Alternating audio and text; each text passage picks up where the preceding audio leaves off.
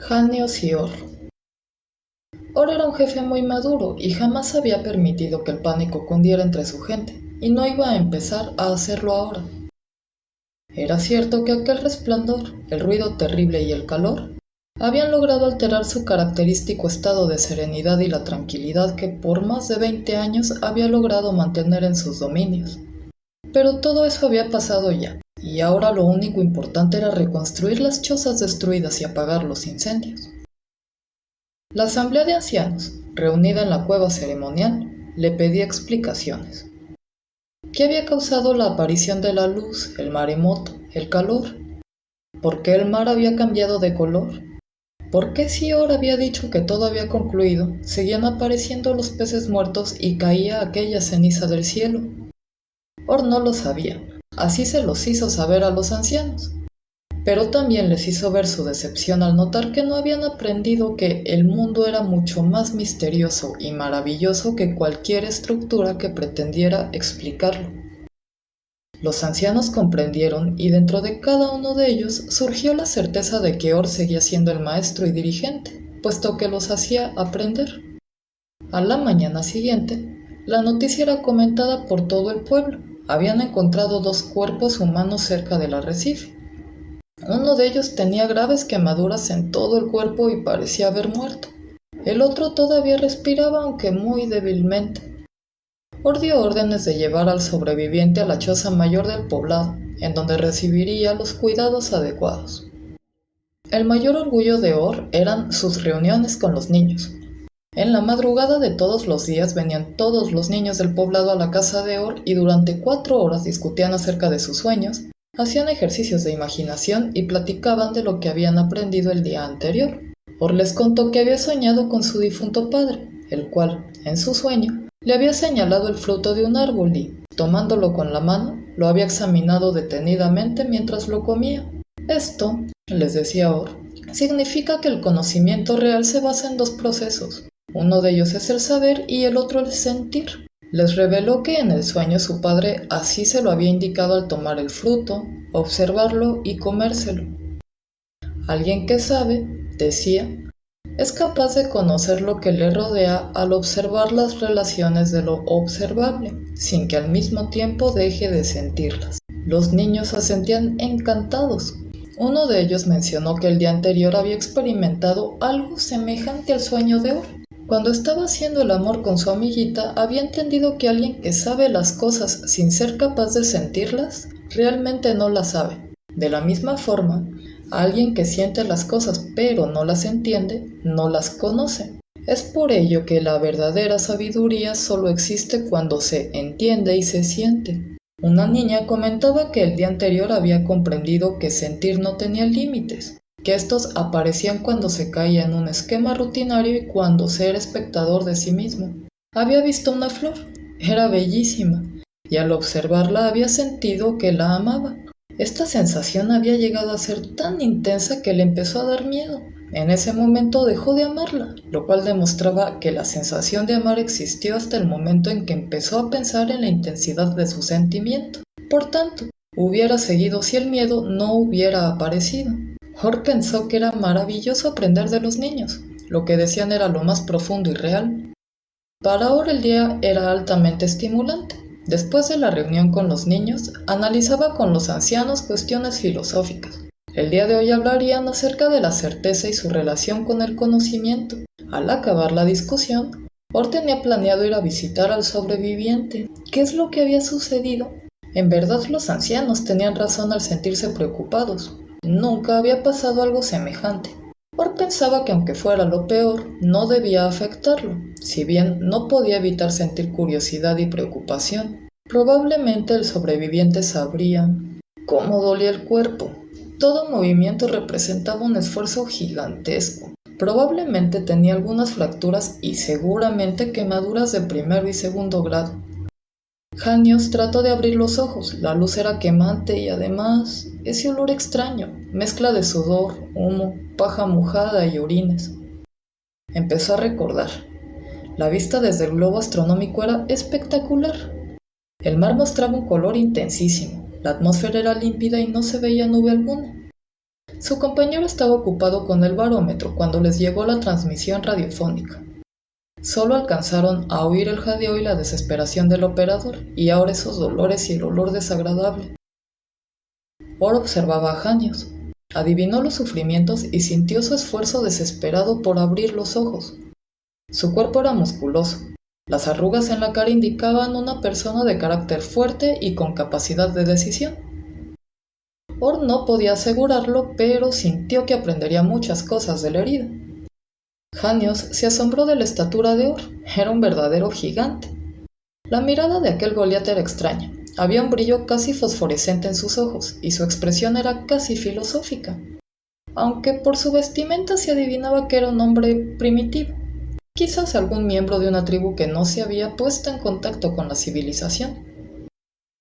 Orr le preguntó cómo se llamaba. La contestación de Janius fue una mezcla de sonidos guturales y tonos agudos. Tendrían que enseñarle su idioma, de otra forma no iban a poder comunicarse. Orr pidió a 2 de sus niños que le enseñaran a hablar a aquel hombre. La reunión con los ancianos se realizó 6 meses después. Janius se encontraba perfectamente recuperado y su conocimiento del idioma nativo era ya suficiente para poder comunicarse fácilmente con ellos. La reunión había sido idea del propio Janius.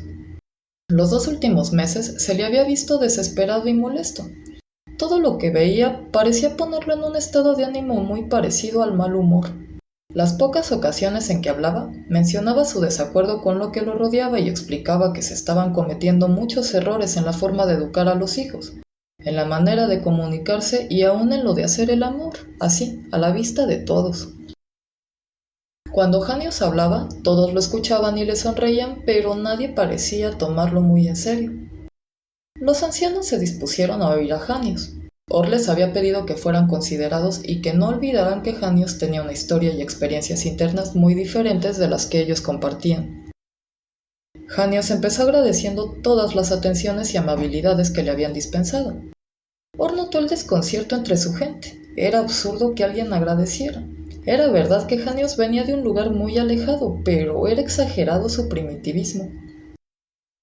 Janius empezó a explicar que en su lugar de origen se le consideraba toda una autoridad por su conocimiento y manejo de la ciencia.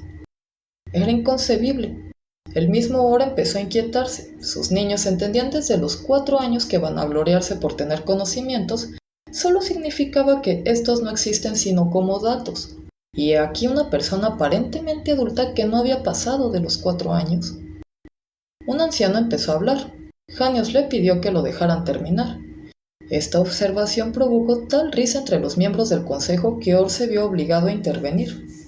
Hizo una señal que significaba «tened paciencia», y los ancianos, sonrientes, comprendieron. Janius no entendía lo que estaba sucediendo. Nunca se hubiera imaginado que una petición tan normal fuera capaz de provocar tal escándalo. Realmente la tribu era muy primitiva. Tomó aliento, se alisó el pelo y siguió hablando. Las academias de ciencia de 7 países me nombraron miembro honorario en reconocimiento a mi labor. Todo esto se los digo para que comprendan y no malinterpreten lo que deseo comunicarles. Orr se sentía mareado. Pedirle al consejo de ancianos comprensión solo significaba que se le ponía en duda a priori. Era la máxima inseguridad y desconfianza. Mencionar la posibilidad de malinterpretación solo significaba que se encontraban frente a un ser que no había aprendido nada en su vida y que había nacido y crecido en una sociedad en plena decadencia. Los ancianos se miraron entre sí. Todos sentían una gran lástima. Janius estaba seguro que la reacción que veía era señal de que lo habían empezado a respetar. Se sintió más tranquilo y continuó. He notado una serie de errores en la forma como están organizados y sobre todo en cómo educan a los niños. Créanme que el único motivo que me lleva a comunicarles todas estas observaciones es el deseo de ayudarlos. Orr, con un tono irónico que asombró profundamente a los ancianos, le pidió a Janius que fuera un poco más concreto. Precisamente pensando en ello, le contestó Janius, me voy a permitir mencionar algunos ejemplos que espero no les incomoden. Orr empezó a entender. Que Janius pensara que se podían incomodar solo significaba que le habían enseñado a no respetarse a sí mismo. Indicaba una mentalidad dicotómica que podía llegar al extremo de avergonzarse de sus propias acciones. Era obvio, Solamente una persona que ha sentido vergüenza de lo que hace puede llegar a pensar que otros también la pueden sentir. Or dejó de oír a Janius, pensaba cómo hacer la transformación. Debían enseñarle a no invalidarse y eso solo se lograría poniéndolo en contacto con su esencia. El primer ejemplo se refiere a una escena que observé hace 3 meses. El plan era simple pero difícil de llevar a cabo. Dejaría que Janius le enseñara su ciencia y poco a poco lo llevaría a comprender. Deben ustedes cambiar. Lo que está sucediendo en su cultura solo los llevará al caos. Bastará con que surja entre ustedes algún dictador para que los convierta en esclavos. Crearía un seminario, invitaría a Janius a enseñar, y los alumnos serían él y los niños. Una sociedad sin leyes y reglamentos deja de ser sociedad por definición. Las leyes evitan el desorden e impiden que los unos se aprovechen de los otros. Tendría que hablar con los niños, les explicaría y ellos entenderían. La civilización de donde provengo tiene mucho que enseñarles. Si al menos permitieran, les mostraría cómo lograr conocimientos absolutamente objetivos. A pesar de todo lo que está diciendo, debe ser capaz de lograrlo. Será muy difícil y tedioso, pero con ayuda de los niños se podrá hacer. Janius había terminado. Miró al consejo como esperando una respuesta. Los ancianos veían a Or con una expresión de asombro y como preguntándole si no sería mejor pedirle a Janius que regresara a su maravillosa civilización. Or se levantó, se acercó a Janius y colocando sus brazos en los hombros de éste, volteó a ver a los ancianos. La mirada era chispeante y la expresión sonriente. Los ancianos comprendieron que Or había tenido una cognición.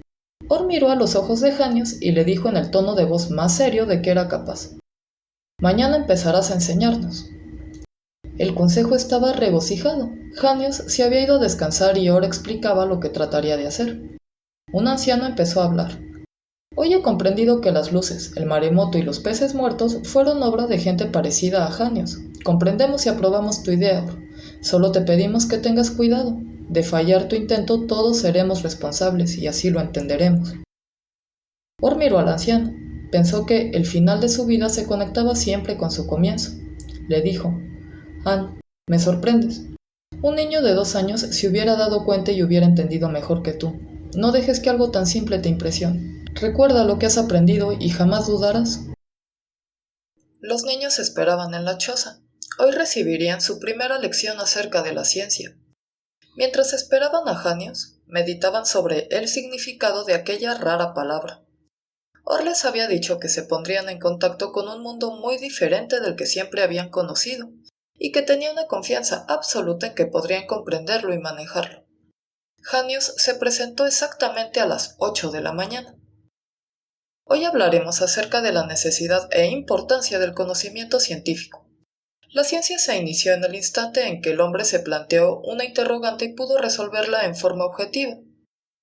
¿Tú quieres decir, preguntó Sir, que la ciencia consiste en plantear preguntas y contestarlas? ¿Qué quieres decir con en forma objetiva?, interrogó Clark. Lo que les quiero mostrar, contestó Janius, es que plantear preguntas y contestarlas es solo un medio para lograr entender y explicar los fenómenos naturales. En forma objetiva quiere decir que el conocimiento científico es igual para todo el mundo. Los niños empezaron a inquietarse. Aunque recordaban las palabras de Or, sentían que Janius era muy extraño.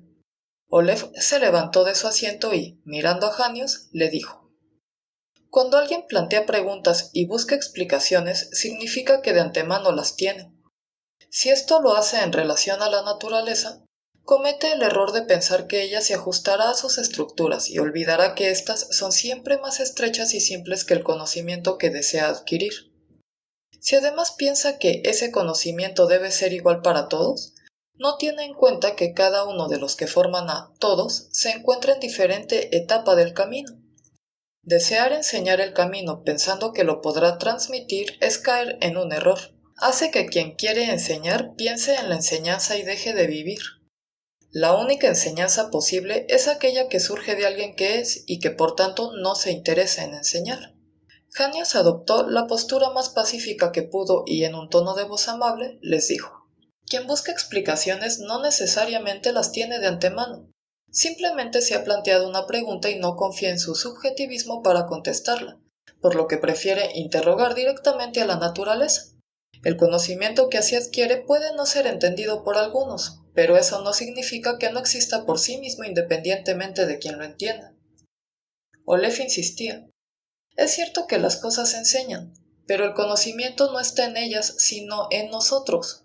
Desconfiar de lo que tú llamas subjetivismo equivale a pensar que el conocimiento es externo y está alejado de nosotros mismos. El único conocimiento válido es aquel que se basa y se sostiene en nuestro interior siempre y cuando éste sea libre para conocer. Quien busca explicaciones sabe que existen, y además cree conocer al camino para encontrarlas.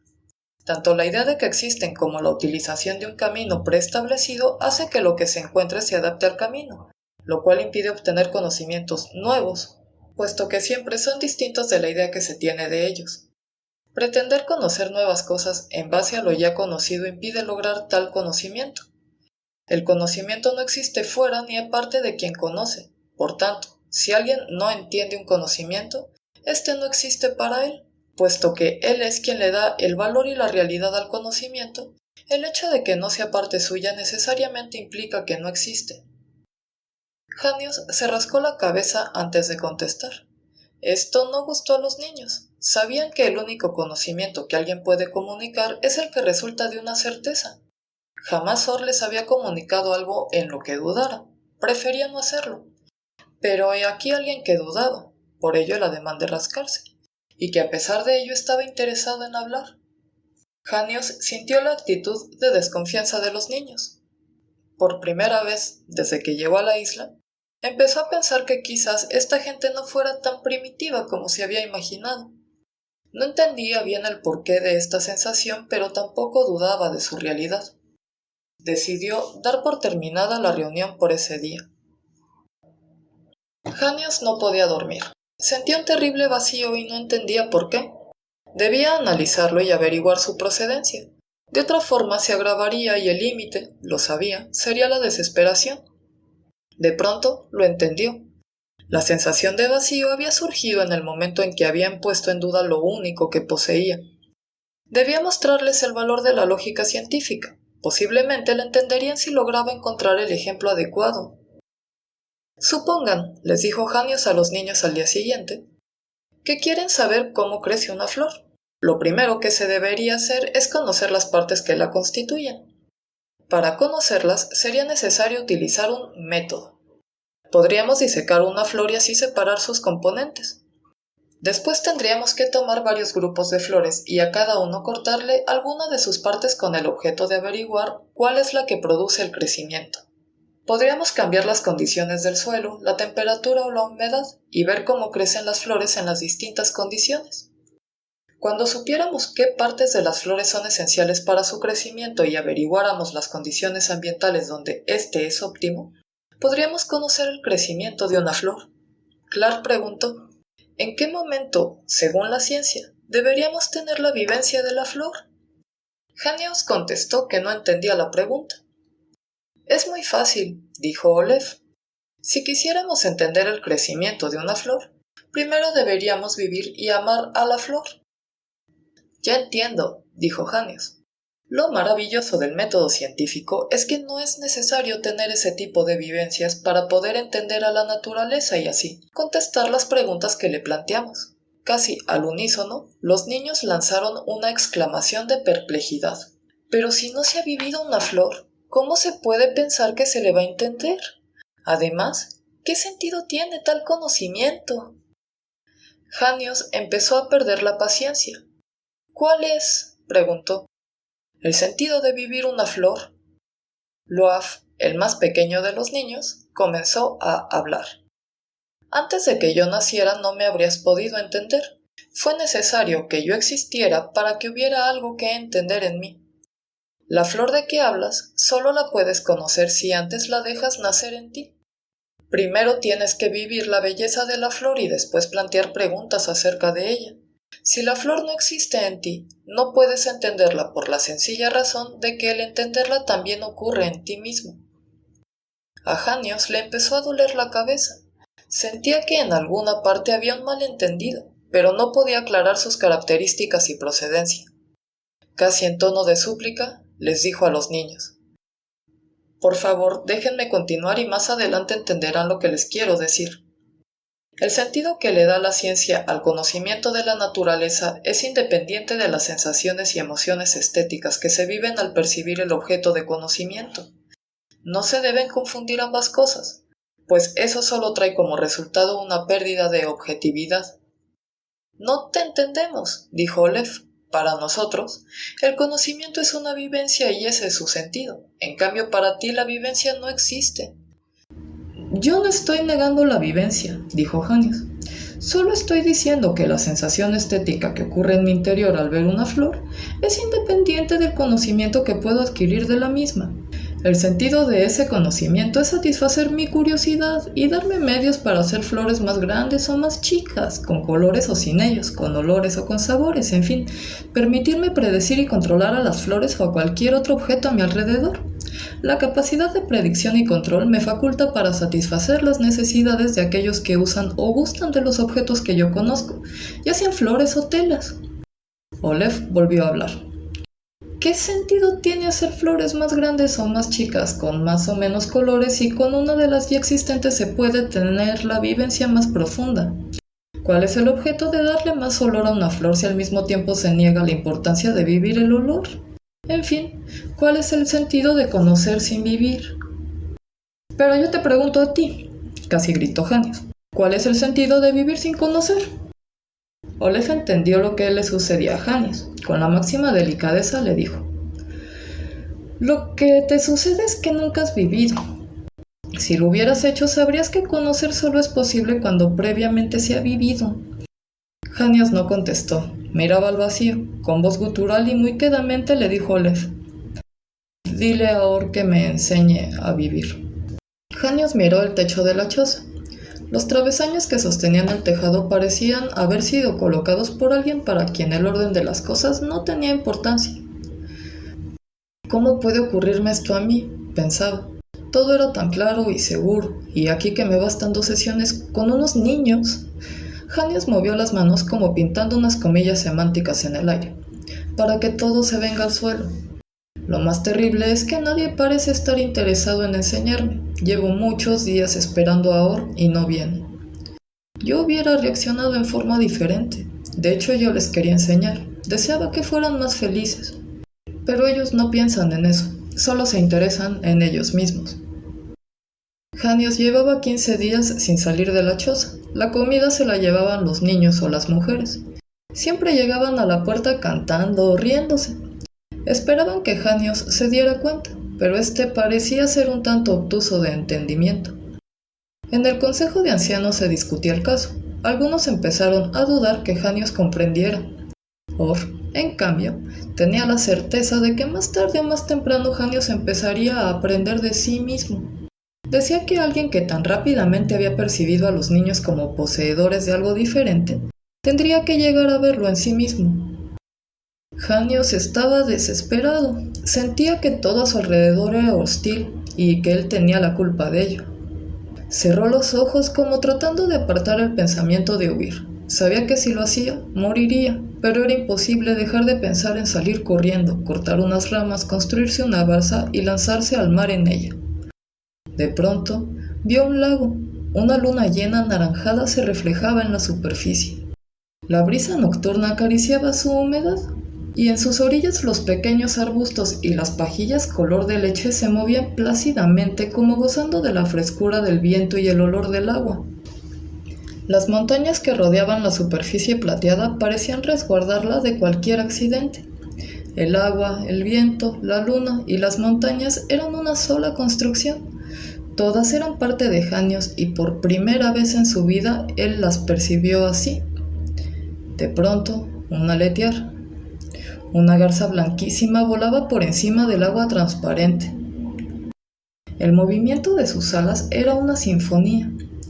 Hannes empezó a cantar una melodía. Se dio cuenta de que ésta representaba el vuelo y era bellísima, y también salía de él mismo. La garza se acercó a la superficie del lago. Un ala rozó el agua y creó una serie de ondulaciones fantásticas que chocaban unas contra otras. Janios inventó la melodía de la garza en contacto con el agua. También era bellísima y representaba su visión como si fuera ella misma. La garza flotaba en el agua, su cuerpo se movía con el oleaje, daba vueltas o subía y bajaba con un movimiento suave, y la melodía cambió y se volvió plácida y alegre. El ave deseaba sumergirse en el líquido, tomó aliento y desapareció bajo el agua. La música se convirtió en la frescura del contacto. Janios podía cambiar la imagen y la música a voluntad. Todo salía con una perfección inigualable. Todo coincidía y todo provenía de su interior. Janios abrió los ojos, entendió al poeta, al pintor y al músico. Supo que había vivido, que Olef tenía razón. Era el vivir lo que hacía aprender. Comprendió que solo era cuestión de dejar que su interior se manifestara libremente, sin pensar, sin analizar. Esta, se dijo, es la única forma de conocer. Es necesario dejar que nazca primero para después entenderlo. Si no nace y no es, no hay forma de entenderlo, pues no hay modo posible de comprender aquello que no existe. Solo lo que existe se puede entender. Ahora abrió la puerta, se acercó a Janios y lo miró directamente a los ojos. Janios sostuvo la mirada y con una sonrisa le dijo a Or: «Gracias por no haber venido».